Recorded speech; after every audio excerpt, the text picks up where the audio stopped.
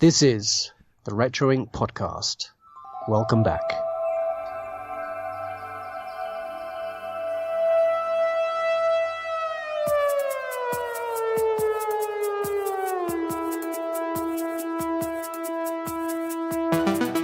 You are listening to the Retro Inc. podcast, a member of the Star Wars Commonwealth podcast network.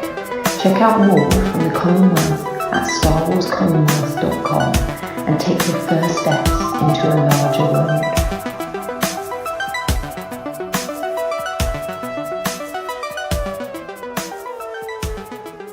Hello everyone and welcome back to episode 27 of the Retro Inc. podcast. Hello there. How are you, sir? I'm good, mate. Yourself? Very well indeed. Good. And we've got a pretty packed show today. We have, yes. We've got a very, very packed show, mate. We've got a lot of, we've got a review. We're going to go through some questions from some listeners and also a bucket load of news. Wonderful. That's the nicest way I can put that. But we're going to start with the review from Fuzzball1234 on iTunes. Now, we know this has been on iTunes now for quite some time, but unfortunately, because Australia seems to be a year or two behind everyone else, it still hasn't shown up on the UK iTunes, has it? It hasn't, no. We will try and work out what's going on there, and it does make me wonder if there's any more reviews floating about in other places. But anyway, so I'm going to read this one. So like I say, it's from Fuzzball1234. It's a long one. This double-barreled onslaught of retro fun will have you reliving your childhood more than a trip to your mum's on a slideshow night. Andy and Adam are the wizards of conjuring up the sweetest of memories, and they know more about what has been than the ghost of Christmas past. From movies to computer games, from TV shows to toys, this AA battery never runs out of love for the best time to have been a child. Today's generations of kids will never know the excitement of having to rewind a video cassette. Sorry. Rewind a video cassette, nor the deafening cacophony of a noise from an arcade parlour at full capacity on a Friday afternoon. If you had a fistful of coins, you were the king of your domain. Nowadays, those coins get you squat all, but ask any pot-bellied dad as he looks at his kids with their smartphones glued to their faces, and I bet you he'd sell those brats off just for one more night with his pimple-faced mates as they ride their bikes down to the arcade, each with bulging pockets full of circular metal tickets to strange yet enchanting 8-bit digital worlds. From none other than our friend Matt Keegan. Thank you, Matt. Yeah. Wonderful stuff. And it's lovely, Matt. That's actually, I remember the first time I read that, I was in stitches. It's a beautiful review, and it does conjure up itself an image, doesn't it? It was really great. Really great. Please keep them coming in, because it is so nice to get feedback, and also just really nice to just read stuff out on the show. It does make us feel a little bit loved. No, it is a lovely thing to have, mate, isn't it? It's one of those, it makes it worthwhile doing. It does, you know. I don't care if it's only one person, two people listening, but when you get the feedback, not that it is one or two people listening, but once you get the feedback, it gives you a bit of gumption, doesn't it, to keep the ball rolling and to keep it going, and to know that people are enjoying it is one of the biggest pleasures, because we do. Yeah, absolutely. What else have we got for this week's show? Right, well, we reached out, didn't we? We reach out every episode and ask people to send in any questions or anything they'd like us to discuss. Now, I was very surprised when I looked into Podbean, and I also looked into email, and we had two questions. Now, one of them is from Grabs Granite. Now, I'd like to offer my apologies to Grabs, but this is actually, I think, over a week old now. This was before our last episode. However, it seems to be that the emails don't give me a notification on my phone because they are filtered through to my personal email address, and I've got to keep an eye on that one to make sure that we're not getting anything in. So I did miss it, but we'll address it now. And this is from Grabs. So, Andy and Adam, I recently watched an advertisement for the remake of Magnum P.I. This led me down a rabbit hole of 80s reboots in movies and TV, from Lethal Weapon going from big screen to small, and 21 Jump Street from small to big. These are just two examples of 80s movies and sitcoms making a reappearance. My question for you are, what have been some of your favourite rehashings of an 80s show, 80s show or movie? which attempts have fell flat for you? Which non-rebooted show or movie would you like to see made again? Finally, which show or movie means too much to you the way it was that you would hate to see a remake? Thanks in advance, Grabs. So we're going to have to break this one down a little bit, I think, can't we? Because there's a lot here. So we'll go with the first ones. What have been some of your favourite rehashings of an 80s show or movie? Go first, then. Well, for me, one of them is 21 Jump Street. Mm-hmm. I actually watched 21 Jump Street again the other night. I think it is a fantastic movie. Same as the second one. 22 Jump Street, isn't it, I think? But I think it's absolutely fantastic movie. It's hilarious. Channing Tatum nails it. Jonah Hill. And in fact, it's one of those. It's a nice paradigm shift. It was like when I watched Eternal Sunshine of the Spotless Mind, where Jim Carrey was the straight man. Yes. And Kate Winslet was the funny girl. Whereas this, to me, Channing Tatum is the funnier one of the two of them, and Jonah Hill was known to be a comedy actor. Yeah, so Channing Tatum is very quickly going up in the ranks for me as someone to watch in film, and that movie nailed it for me. There has been a lot, hasn't there? I mean, I can't think of anything that sort of stands out for me, really. Well, the one that stood out for me is Logan's Run. See, yeah, I've not seen the show. That's the trouble.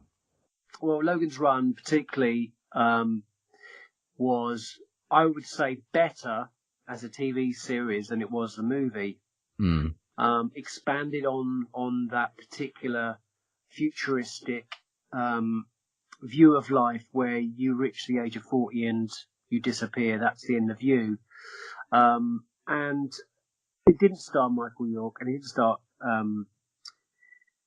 Jenny Agatha. It just was. It was great, man. It was a great series. MASH is another one, which went on for years and years and years and years and years. Yeah, I'll give you credit there. Yeah, MASH, one of my favourite series. I mean, adapting a movie to TV is fairly common, really, but it's a very tricky thing to do. And I think what works on a movie screen doesn't necessarily work on TV. Mm. Certainly for sort of 20 plus episodes a year, it doesn't really work. I think Marvel have done a particularly good job of moving movies to a TV show. I mean, certainly Daredevil was one of those. I mean, the movie was, not great, but has become a really good series. And you've got to be a couple more. You've got to be trying, be really faithful to that original film, and strike out on your own and in a sort of original direction. And it's not an easy task, really. Yeah. MASH, particularly, I think is probably the most successful movie turned TV series ever, really, isn't it? Mm. I mean, Robert Altman was fabulous in it, which was the movie was based on. It was all the same setting, reflecting the Korean War. Had plenty of laughs. The show was very funny. Yeah, it was one of those shows, MASH, wasn't it, that it could build you up and you would laugh and laugh and laugh, and then something could happen and you would cry your eyes out. Yeah. Which I think, when you're doing storytelling, especially in TV, leads to creating some of the greatest shows there has been. And I've said it before with Friends, there's a very similar tone to it, that it can just do one thing to really knock you off your pedestal. And I remember MASH, is it one of the final episodes when they're trying to escape from Vietnam? And they've got this is a harrowing episode where they've got the Vietnamese, people, the some villagers and that, and they've got them in the back of the truck, and one of them's got a crying baby. They've got a chicken making noise, and that's what he's seeing, but it's actually a baby crying, and she ends up suffocating it to death, to keep the baby quiet. And I remember watching that, and it broke my heart.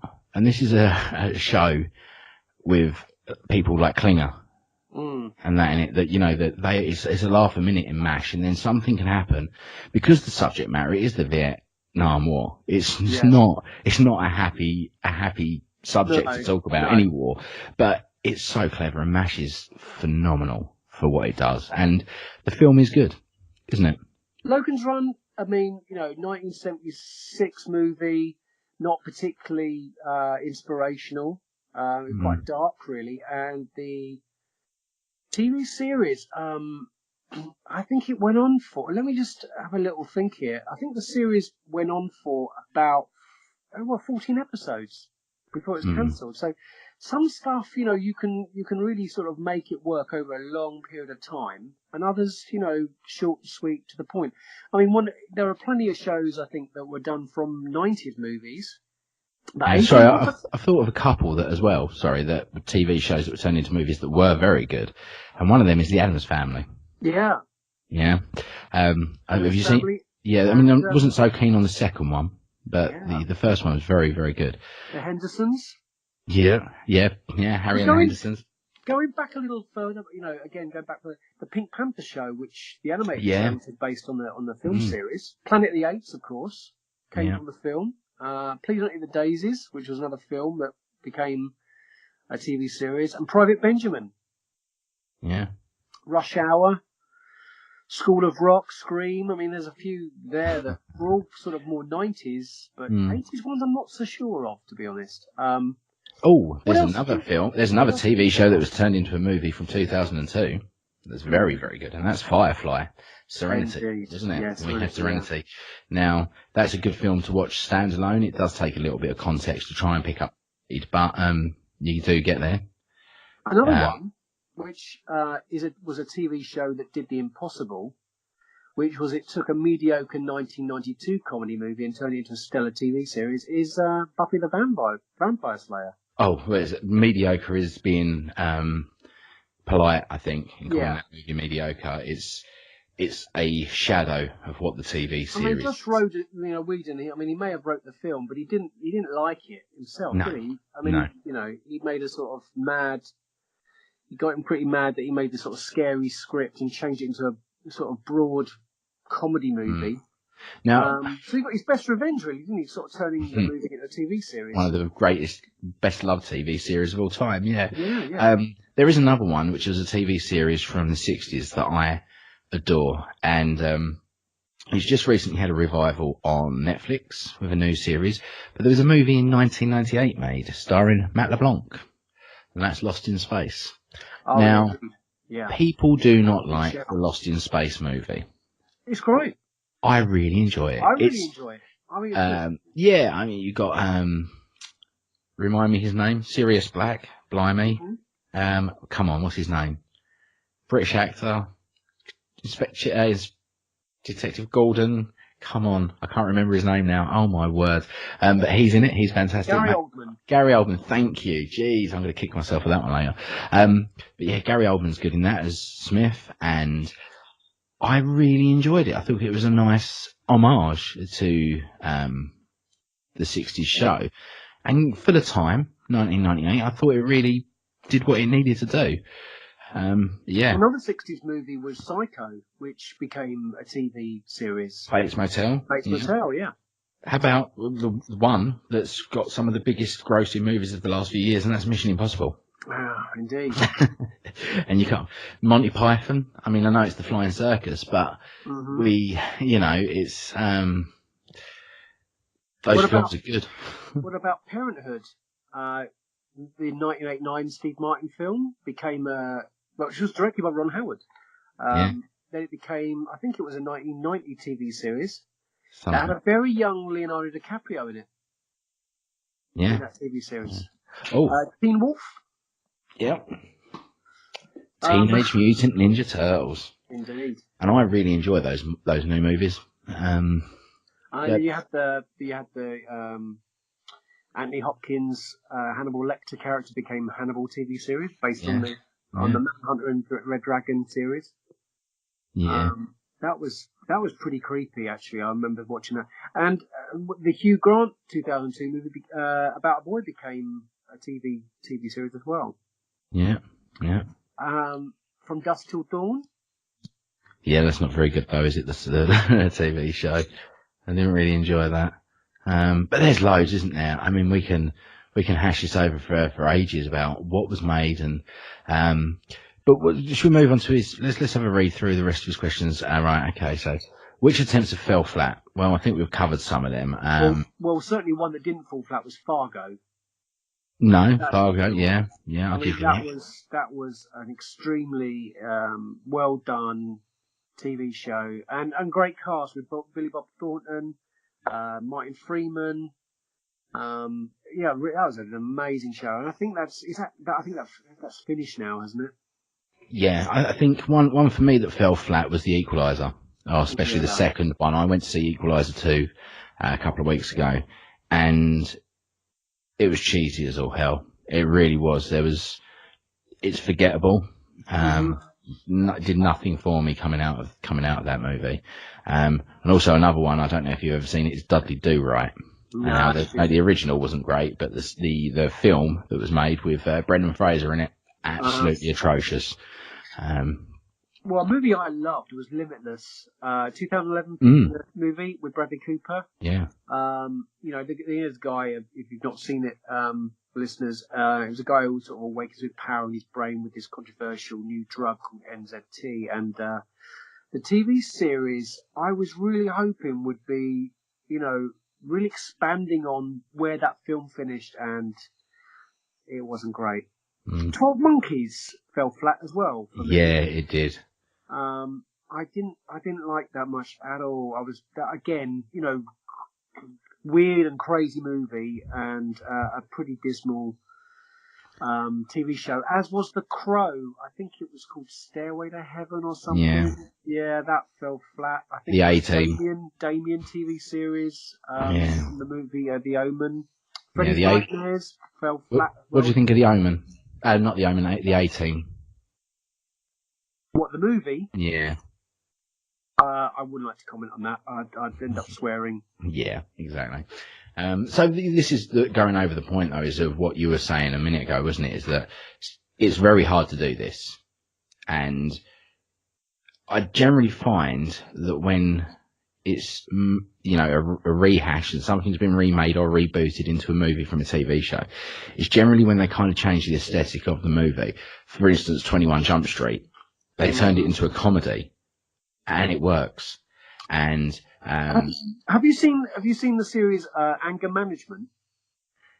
I've seen the film. I haven't. Oh yes, Charlie Sheen. I have seen that. Yes, yeah. I mean, I think it was a 2003 movie with Jack Nicholson and Adam Sandler, and then it became a TV series with old Charlie Sheen. And I mean that as controversial as he is, that TV show has been rather successful. And that didn't look to me like a particularly, a series that was going to do very well at all, but it did. So it's interesting. In terms of what you wouldn't like to be what you would like to be turned into a TV series, have you got any ideas on that? Well, a non-rebooted show or movie would you like to see again? So TV show or movie, yeah. I there's loads. One particular one that I would have loved to see. It did become an animated show, and it didn't do particularly well. I think it was because it was on Disney XD. But I would have loved to have seen Tron Legacy expanded. Yeah. And more Tron movies. Would have been amazing, But I would have loved to have seen more of Tron Legacy being a TV show, I think. That would have been pretty awesome. More games, freeing of those people and that kind of stuff would have been pretty awesome. You've got a whole universe to play with there, haven't you? But unfortunately, the thing is, it would have had to have been more about being within the games, within that world itself, before even Sam Flynn enters. It'd have to be before Sam Flynn enters, because obviously the end of the film, it ends pretty well. Yeah. It sort of cleans it all up. But I'm glad that, kind of glad that didn't happen. So for me, non-rebooted show or movie we'd like to see get made again. It's quite a biggie, my one, and I don't think it will happen even in our lifetimes. But that's Harry Potter, and I would like this done as a TV show. I would like to take the Harry Potter stories, the books, and do them verbatim. Give them the time that they require and need. As much as I do enjoy the films, and I've said before, they capture that certain essence of the book, that make them enjoyable. They're you know, the core bones is there. The part of the Harry Potter books that make it enjoyable is the world building, is the expansion, is seeing what goes on in Hogwarts with the house elves, the whole movement with Hermione, with the elvish welfare spew, you know, the group that she creates to look after the house elves, and the backstories behind some of the characters, Peeves the ghost, you know, just their general day-to-day in Hogwarts and at school. And I'd like to see them spend, you know, if they did it, not Game of Thrones style, obviously, I don't want to see students doing it and cutting people's heads off. But if they could give it that sort of time and effort, 10 episodes per season for 7 books, for 7 seasons. What about something like New Recruits, like, you know, the Hogwarts New Recruits or New Class or something like First Class? Yeah, well, so you just get a whole new bunch of new kids going to Hogwarts. I mean, I presume, I haven't read the stories, unfortunately, so I'm not well up on that franchise. Well, the thing is, it's a universe she's created, isn't it, J.K. Rowling? There's plenty of room to do all of this, and honestly, I could see that is a hell of a lot more likely, and there's a lot more potential of that happening than the Harry Potter films being remade. Because, in a way, and I'm going to say this with, I hope you understand what I'm trying to say, but they are kind of the Star Wars of this generation to a lot of people. I think personally, mate, that would be a possibility. Yeah, she's still creating this world. She said there's going to be no more Harry Potter stories, but we've already had The Cursed Child, which is a story about the children, you know, like later on the next generation of that. There's no reason why she wouldn't create more and build on that world. We've already seen expanded books on the Wizarding World, and we're seeing the Fantastic Beasts movies, which are set in that world. But I'd like to see a TV show really focusing on, you know, either remaking the Harry Potter films into a TV show, giving them the attention they deserve over that amount of time to go through the whole motions of the books and give you more of an understanding. Because there's a lot missed out or a lot changed for the films to make it a bit more condensed for a movie, and you don't get from some of the characters what you should do. For instance, Neville Longbottom becomes, you know, he's this quiet, shy, anxious child to, in the 7th book, becomes the biggest hero there can be. And I know you haven't read them, but basically the prophecy is, you know, the prophecy that there's a child, you know, and he's born to take. Well, in the books, it does pretty much stipulate that it could either be Harry or Neville, but they never really touch on that in the movies, that Neville could be this chosen one. And in the books, there's a scene right at the end. You kind of see it in the film where you've seen the movies. Have you seen the films? No comment. No comment. Well, they're facing off against the dark side, as it were, in the Hogwarts ground, and Voldemort's leading the charge. And he basically says to everyone, look, I'm going to give you X amount of time. Give me Harry Potter. You all live. We can go home. Enough said. Neville steps forward, and bearing in mind this is a kid that is, you know, wouldn't say boo to a goose at the start of after the franchise. And he walks out and he's like, no, I ain't having it. And everyone's like, geez, this is getting serious when Neville pipes up, you know, and he walks out and he starts, you know, I'm not doing it. And Voldemort takes him out. Now, in the book, it's horrible. He gets the sorting hat, puts it on Neville's head and sets it on fire. And Neville sits there in that square taking it because he's become this brave, intrepid member of the, you know, the Dumbledore's army and the army against the dark arts. And that's beautiful when you read it in the book, and it really sort of struck a chord with me. But you don't get that in the movie, and that's what we miss. And that's what I want to see. Yeah, that's what I want to see. I want to see more of that. And yeah, I mean, they probably left it out because a kid's head on fire is not going to give you a PG rating, but you know, hey ho. I mean, I certainly wouldn't want to see a Game of Thrones film. It only works as a TV series, for sure. What I'd like to see come back, I mean, this is selfish particularly, is I'd love to see what happens next after the very final scene in the series Fringe, the J.J. Abrams series, and I would love Firefly to return. I mean, that if any series deserves a comeback, it's Firefly. And for those listeners who have never seen Firefly, what on earth have you? Yeah. How have you missed this? It really deserves to be seen. And it was cut short, and I think this is why it's so amazing to watch it. And just think, what were the studio thinking in just not giving it another series? It just doesn't make any sense at all. It doesn't.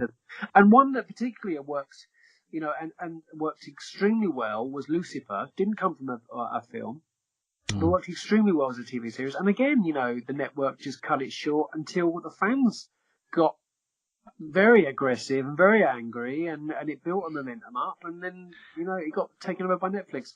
And I think, again, with the way streaming services are, and I hear that Sky and Netflix are doing something together, which is going to, create a huge amount more money, then things like Harry Potter could be done, because you need a big budget for something like that. Cool. So where is it coming from? Now, HBO throw 10 million episodes for Game of Thrones. You're going to need that for something like Harry Potter for sure. Lord of the Rings, do you think it's going to become a TV series? It is. How is that a TV series, Lord of the Rings? It is becoming a TV series on Amazon. Well, we spoke about this. We did. See, the thing is, it's so far ahead that until we see anything from it, I suppose. I don't want to sound sceptical, but we've heard so many rumours and so many things falling apart that until we see something coming and here's a trailer for it, then I'm still in the wilderness as far as I'm concerned, because it's not actually happening. Okay. Sorry, should we get to the end here, because we're running on with Grabs' question. So, and finally, which show or movie means too much to you the way it was that you would hate to see a remake? Now, plain and simple, for me, there are two, there's probably more, but two that spring straight to my mind are Red Dwarf and also Buffy. If you're going to do, Red Dwarf doesn't need to be touched. They're still making Red Dwarf now, but what I don't want them to do is try and emulate that and redo it. It wouldn't work. It was all to do with the time, the low budget, the bad effects, and the characters and the cast. We've seen it try to be emulated in America. I don't know if you've ever seen the pilot for it. It is atrocious, absolutely atrocious, and it wouldn't work. So that's that done. However, Buffy, on the other hand, we are getting a reboot. Yeah. Now, that to me is okay as long as they reboot it. Not remake it. I want it to be a continuation. I don't know if you ever know how Buffy ended, but essentially all of the potential Slayers that could have been Slayers, people in that generation that could have been born as the Chosen One, all get their power to become the Chosen One. Thus the world is saved. Right? So there's thousands of these potential Slayers out there that are now Slayers. If you continue Buffy right now, get Sarah Michelle Gellar on board, as she is at her age, as a Buffy that goes, do you know what, I can hang up my stake, I can get on and have this normal life because there's thousands of other girls around the world doing the job that I've done for years, I've died twice for, I can get on with my life. And I'd love to see that as a continuation, if that's the way they did it. So the first episode in my head starts with Sarah Michelle Gellar shopping in a supermarket, and it's all made to look like something bad's going to happen, and it doesn't. And she literally gets her shopping scanned and goes home. A vampire goes to attack her and somebody else saves her. Now that for me would be the best way to do that series, because then you're acknowledging the fact of the original, but you can continue that story on, and you can have little cameos of the old actors turning up. But to remake it and have somebody playing Giles and somebody playing Willow and Xander and Buffy, to me, it would be almost blasphemous, to see that happen. It's akin to saying to people, let's remake Star Wars A New Hope. Okay. Because if they said that to you, what would your reaction be? It would not be good. They wouldn't be my friend. Exactly. So.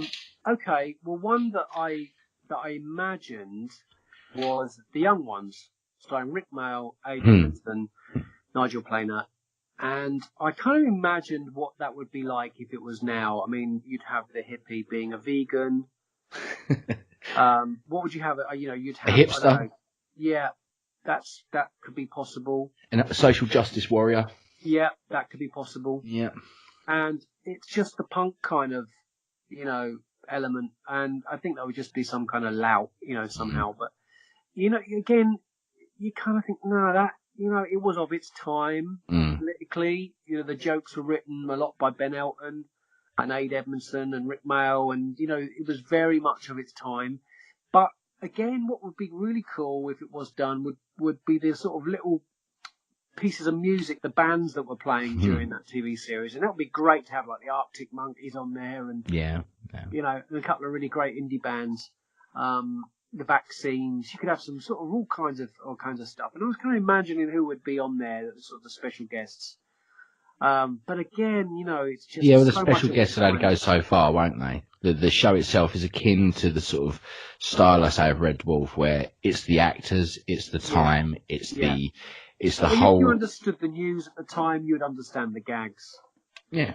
And that could be done, but you do sort of think maybe just left alone, Yeah. So great questions.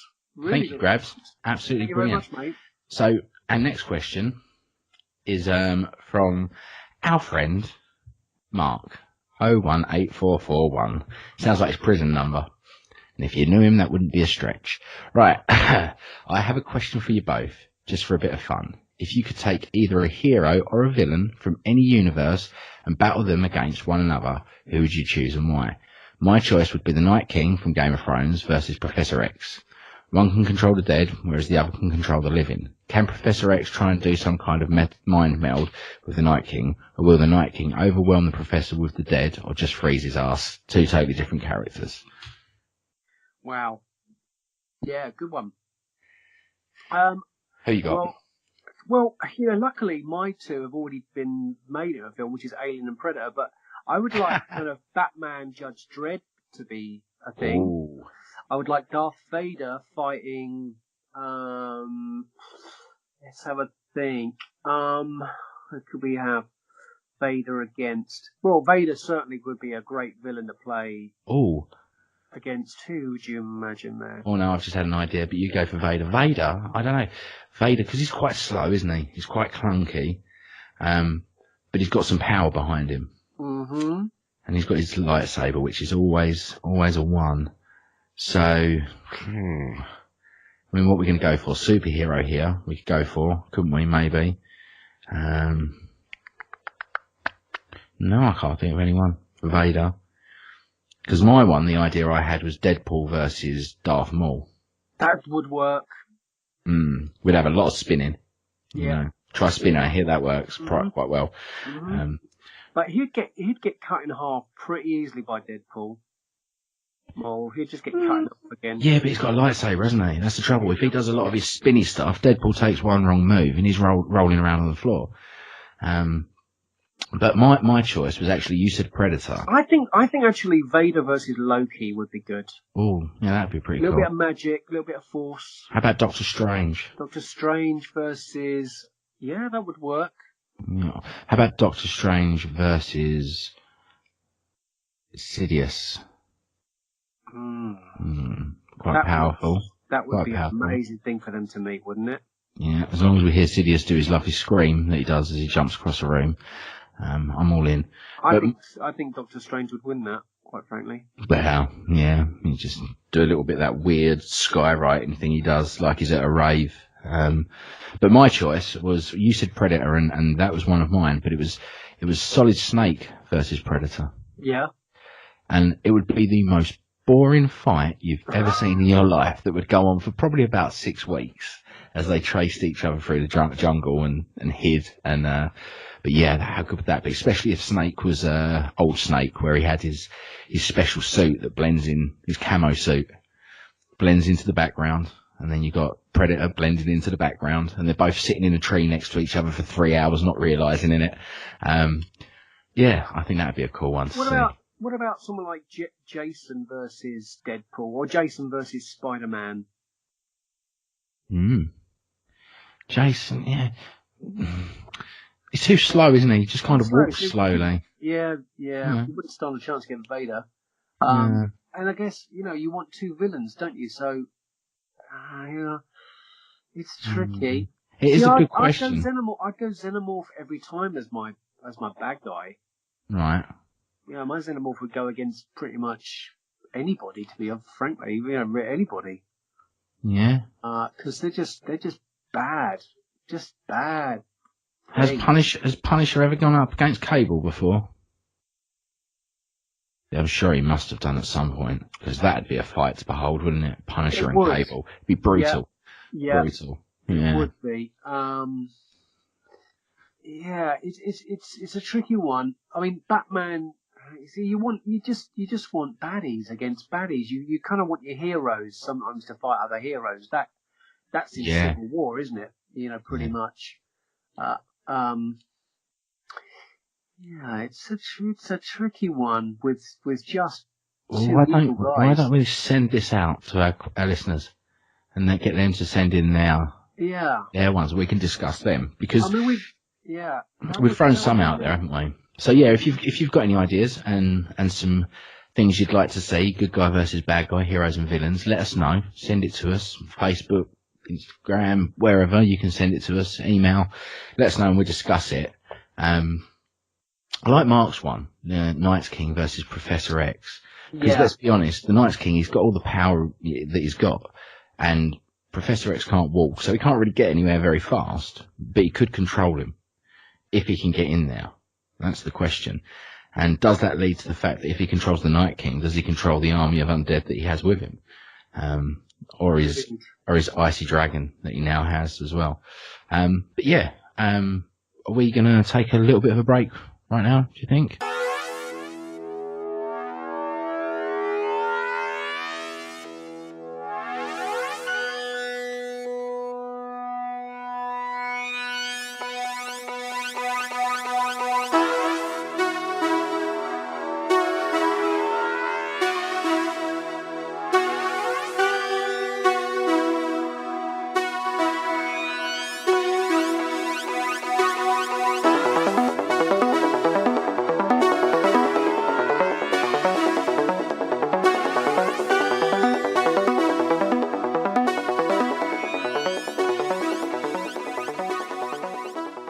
And we're back. Hello, back again. That's trademark Talk Star Wars, that one, I think, isn't it? Wasn't it? Oh, well, they can deal with it. If he's got a problem, he can come see me. The big, cuddly Wookiee. Right. Okay, so we're going to go into news now, aren't we? Not so much news, I suppose, but that wonderful trailer that dropped this week, that is Captain Marvel. Yeah, loved it, didn't you?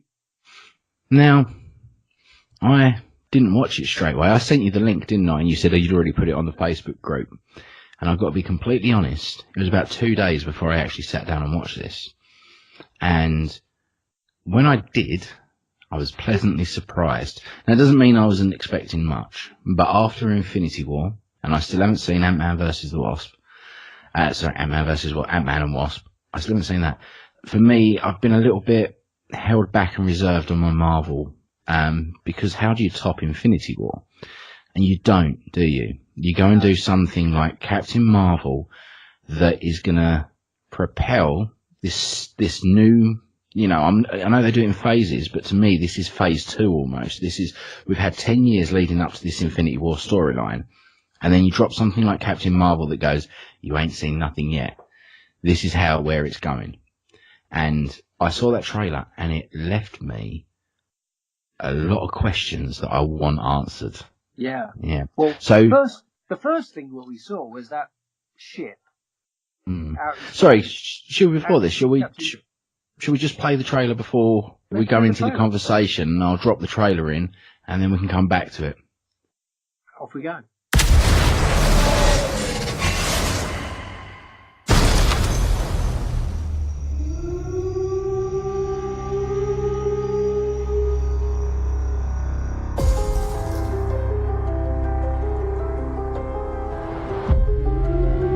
War is a universal language. I know a renegade soldier when I see one. Never occurred to me that one might come from above.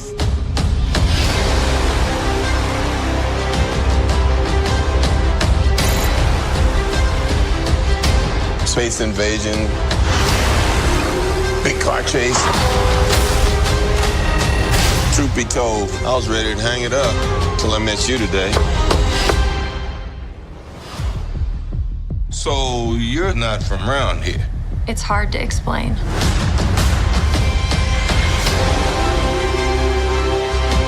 I keep having these memories. I see flashes. I think I had a life here. But I can't tell if it's real.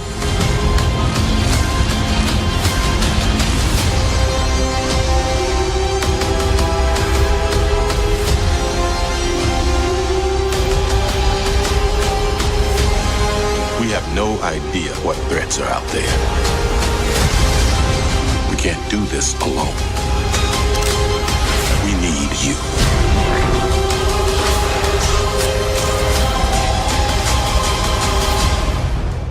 I'm not what you think I am.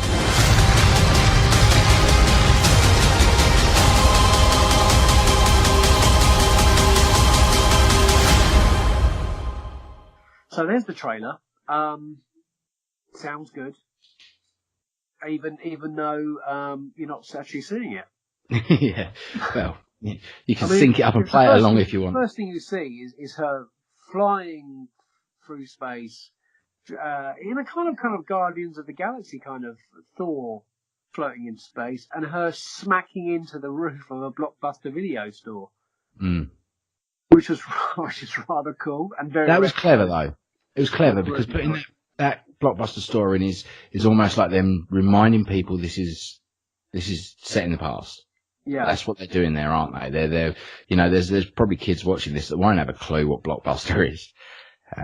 But this is for us, isn't it? This is for people like us. It's a reminder. It's the time when she's arrived and she wakes up off the floor, looks around in this great looking green and black costume, and then her walking through. I think it's a departure lounge of an airport. I think, or it's a train station. She's got the sort of the Captain Marvel sort of symbol in the centre there, but she's also dressed in green and black.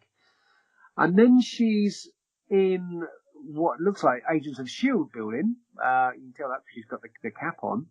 Well, we see a young Coulson in the trailer, don't we? Young Coulson, yeah. And then this wicked looking ship, which is just hovering above the Earth.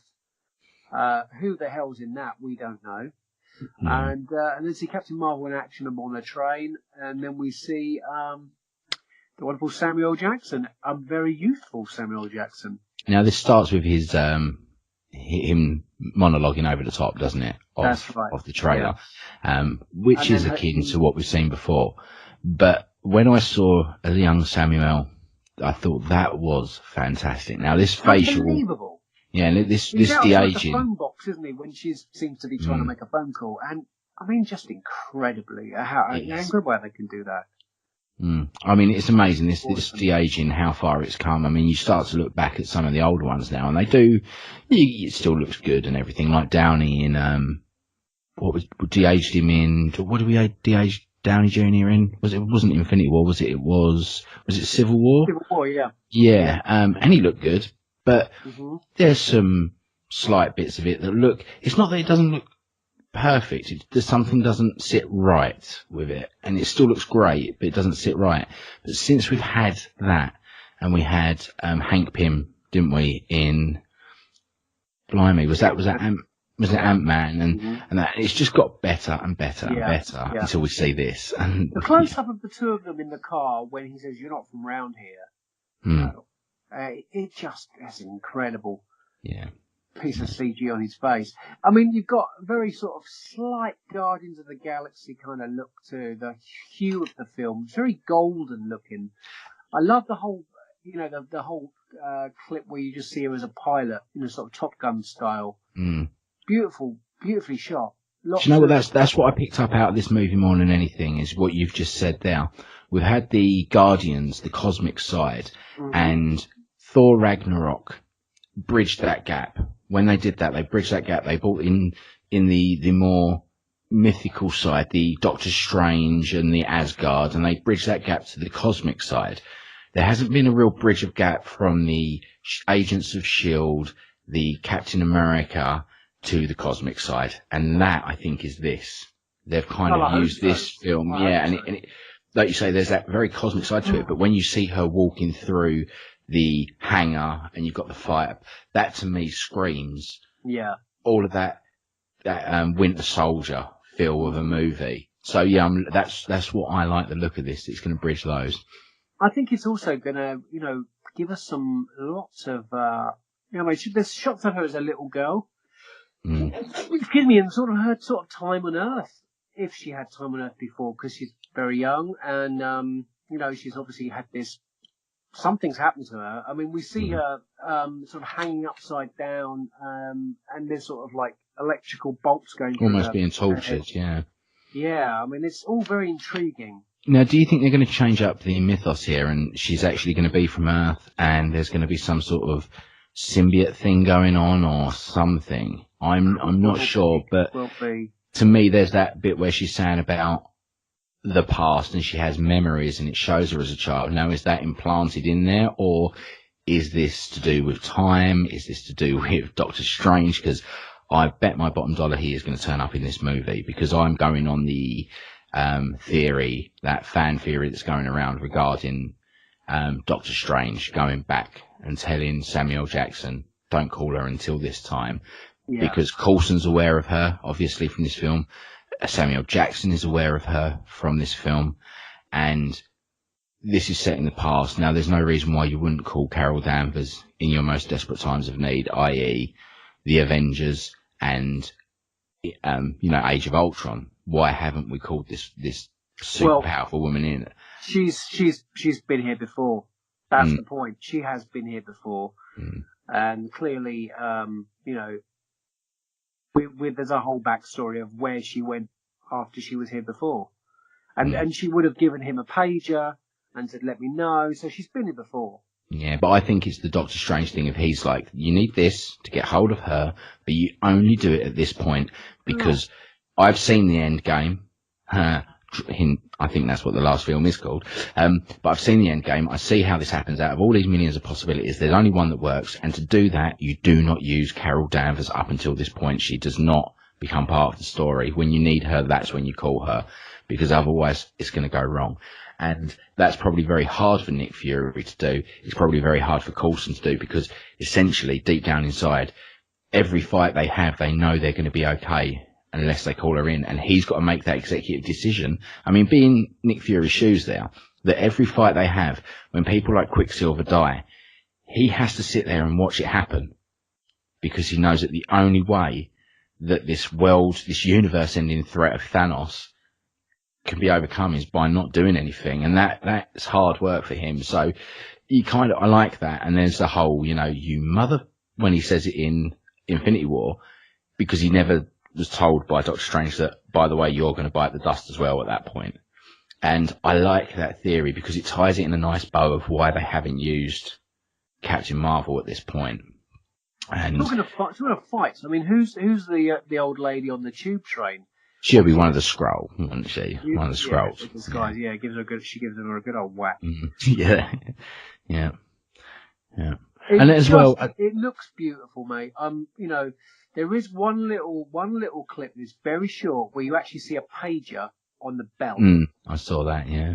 And I've tried to see what it says a couple of times. It's very quick. It's written in green font, but I've tried loads of times to try and see what it says, and as yet on a postcard, I can't quite make it out. It's over very quickly, but it just looks. Does it say your Uber will be there in 2 minutes? Yeah, I think. It says with thee or with the. That's all I can make out. So what I'm picking up here, though, is that she's actually Carol Danvers at the start of this, and Jude Law is playing the character Captain Marvel. Yeah. So I'm, let's be honest, he's probably going to bite the dust at some point in this movie, and she's going to take up that mantle. So this is going to be, and I think, let's be honest, if we're looking at this movie, I think the way it's probably going to end is she's going to disappear. Because there is no other real explanation for where she's been during this time period, unless for some reason Doctor Strange has got rid of her. You know, I'm really leaning on this theory of Doctor Strange being an integral part of this going forward. But yeah, I mean, this as well, budget wise, $152 million for this. That's big.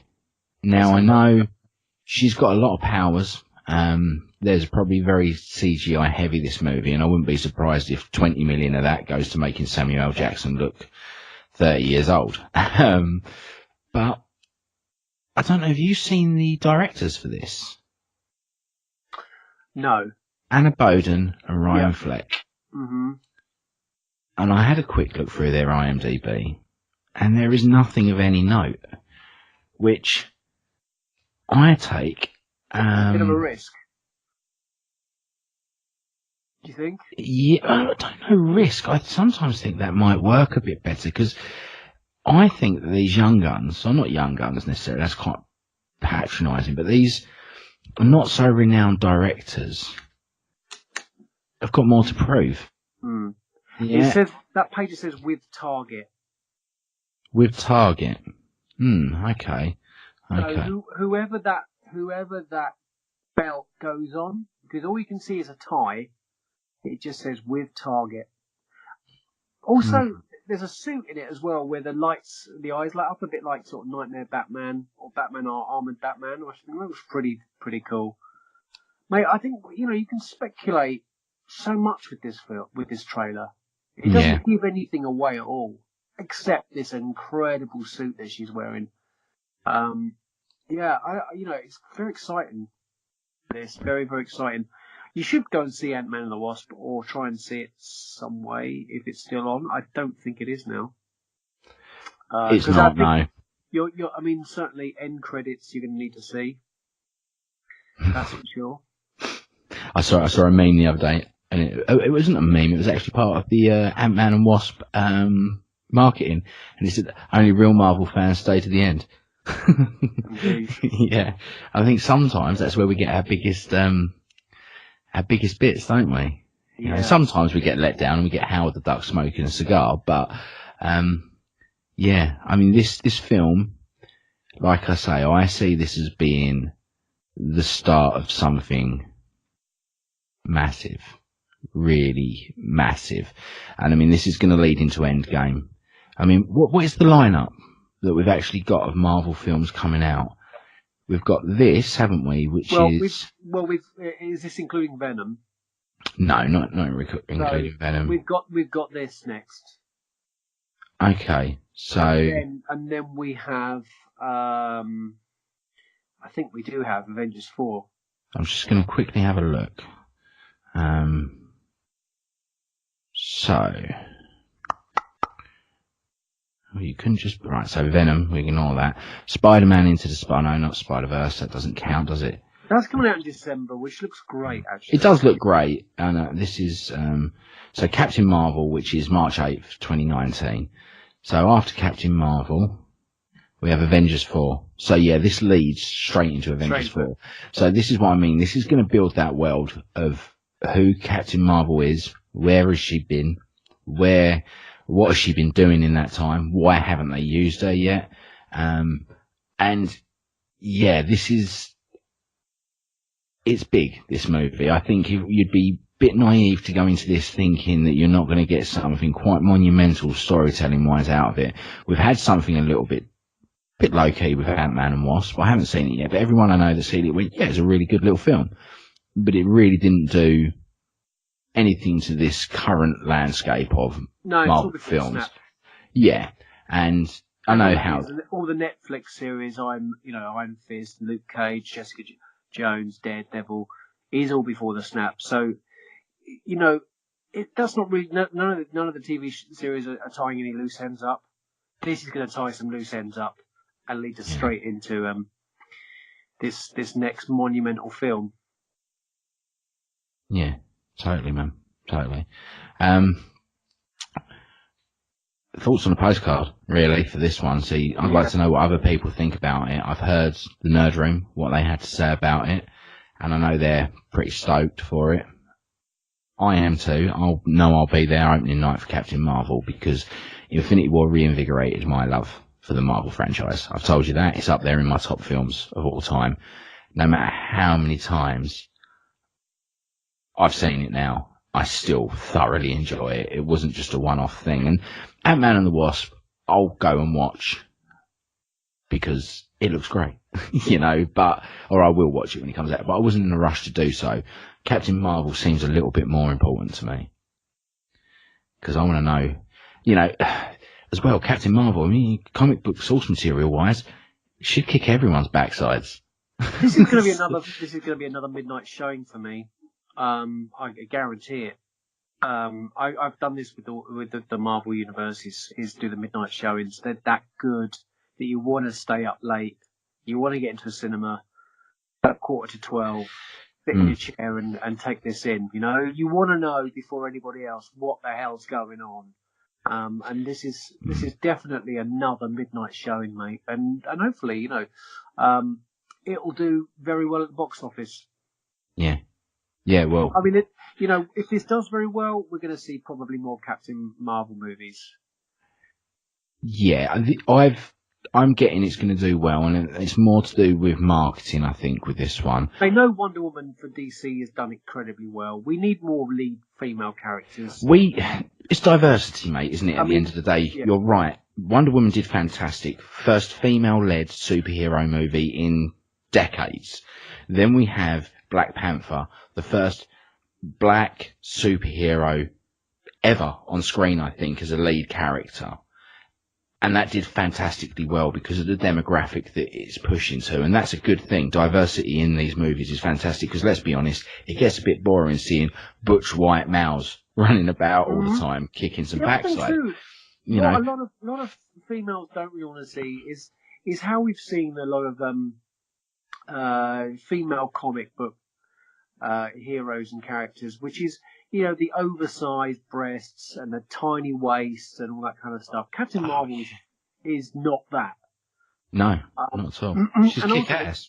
Yeah, and I can see that obviously what will happen very likely is that we'll get those cosmic characters that we've already been introduced to appearing in this next stage of films.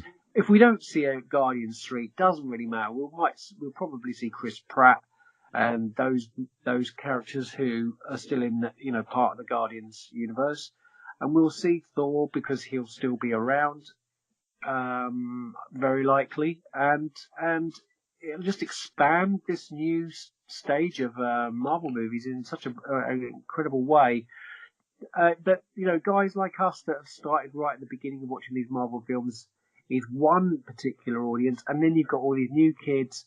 So they'll be watching their DVDs at home that their dad's collected, and they'll be joining in with this new lot of movies. And it's very exciting. Very exciting. Well, it is, because, I have a 5-year-old daughter, and I know you've got a young daughter as well. But I have a young daughter, 5 years old. And to see, for instance, Rey in The Force Awakens, it gives her someone to look up to.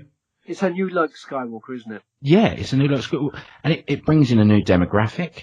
It makes her interested in it. She knows who Rey is. Do you know what? If I say Luke, she doesn't really know. But she knows who Princess Leia is. She knows who Rey is. And she likes that. She likes to see these things. And I talk to her about comic books all the time. I was telling her about Thanos the other day, and she was really loving it. And I showed her a picture of him, and she thought it was great. But I show her a picture of Wonder Woman or Supergirl or Captain Marvel, and her eyes light up. Because she can see that in this landscape, women are just as powerful and it's just as important as men, which is what the world should be, because they are. And let's be honest, women are more important because they run the world, because us men are pretty much useless 99% of the time. I would go into work with dirty clothes on every day. I would come home and I wouldn't be able to pay the bills because my wife does it all, because she's the superhero. Because honestly, I do a retro podcast about the 80s and stuff because I am a 10-year-old boy living in a 35-year-old man's body. Yeah. And, I think you're right. The real superheroes, certainly I would totally agree with you. My girlfriend is a superhero. The way she juggles and works everything her the life of that she leads and her children beautifully is wonderful. It's just really nice to also have proper superheroes from comic books. Yeah. Yeah. As well And as that, And like you say, not over sexualized as well. Is very important. I was going through I was thinking about something we're going to talk about on next week's episode, and it was about characters and stuff in a certain movie that we're going to talk about on The Joker. There you go, I'll drop it in. And I was thinking about characters that don't look like they should do from their source material. Okay. And I started to go through this, and I was going, Captain America, oh no, he actually looks like his source material. Iron Man, yeah, he's got a new suit, but it depends on what material. Hulk, yeah, okay. Vision, I was, no, it looks like Vision. No, he does. Thor, no, he's got a little bit of a different garb on, but he looks like Thor. Scarlet Witch. And then I see it, exactly what you're saying. This red, little skin-tight suit with her boobs hanging out, and I'm thinking, why? Why would she even go into battle looking like that? It's ridiculous, Wouldn't work, would it? And you do look at, I know Wonder Woman's an exception to this rule because Wonder Woman did wear Wonder Woman clothes during the movie, and let's be honest, there's a few shots in that I think are quite distasteful and quite obvious that they're using Gal Gadot's looks to sell parts of this movie, especially in Batman vs Superman. She's got good legs. She has got good legs, and we see a lot of them in it, and it's actually a little bit bad. There's a couple of shots in that where they're clearly just zooming onto her backside just because it's there, and that's DC doing DC things. We'll talk about that later, but Marvel seem to have this thing down. I mean, even Black Widow, yeah, she's wearing a black leather outfit, but there's nothing really revealing about it. There's no, and I mean, in fact, for her, the zip actually is the key thing, isn't it? Is where does the zip sit? And it sits at a very sensible position. Yeah. Right at the top of her neck, I think, in some of it. Pretty much, yeah. And, okay, Iron Man 2, was it when she first turned up, or 3? There was a couple of moments of it, but it's nothing over the top. And you look at Nebula, you look at Gamora, there's nothing stupid about what they're wearing in these films. And check out some Mary Jane, in the comic books. She's had her time where she's looked a little bit sexy. Yeah. And actually in the films, not at all the type at all, is she? She's sensible and, well dressed. So especially in the Sam Raimi ones. Yeah, I give full credit where credit's due there. But that's what I want to see from this, and I'm really looking forward to Captain Marvel bringing, like you say, that this storytelling to the younger audience that are just starting to get into it, and making them appreciate diversity in these movies, because we can have a 8-foot-tall green giant walking around a tree, a raccoon.